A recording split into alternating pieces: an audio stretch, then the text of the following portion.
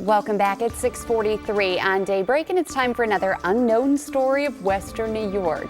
And this morning, we're remembering a Western New Yorker considered by many as the most famous U.S. Marine ever. Yeah, John Basilone was a hero in World War II, and now the U.S. Navy has christened a second ship in his name. But as we find out in this morning's unknown story, there's also a movement to recognize him here in his hometown.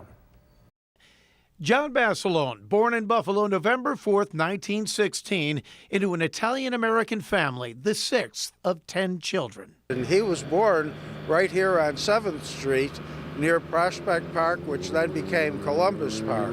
John enlisted in the Army in 1934 and then the Marines in 1940 and was shipped off to the South Pacific, where he would make his mark early in the war. The story goes that he killed 38 Japanese soldiers with a machine gun and a pistol.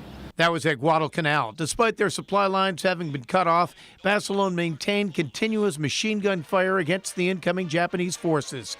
When the last of the ammunition ran out shortly before dawn on the second day, he continued fighting using his pistol and a machete to hold the position.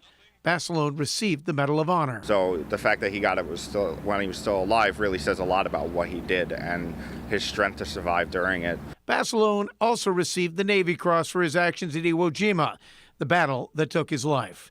The recognitions of his service and sacrifice continue to this day.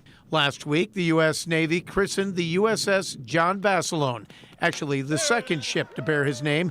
The first was christened back in 1949, decommissioned in 1977. John's widow, Lena May, was on hand for the christening of that first destroyer. He was a superhero. Buffalo attorney Joe Sedita is one of several people who would like to see John Basilone honored here in his hometown. I'd like to see a beautiful statue right here in Columbus Park facing the Doughboy over at the Armory. So we'd have heroes of World War I and World War II paying homage to one another. He really truly is one of the most famous Marines from World War II. So, I mean, I think it's anything we could do to recognize him is a good thing. There's already a statue in a Veterans Park honoring Sergeant Basilone in New Jersey, where he grew up.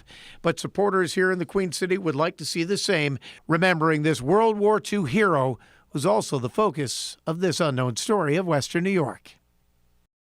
And Joe Sedita tells me that the effort to honor Gunnery Sergeant Basilone with a statue and even possibly renaming Columbus Park actually began a few years back, but it was interrupted by COVID before it could gain any traction. So he's reached out to the Marines for their support. Right now, his push is still in the very early stages, but we'll be following it every step of the way. Such a national hero. He should be recognized here in his hometown. Yep. And, you know, the controversy has surrounded Columbus Park for the past several years and brought the statue down, so maybe that's an answer.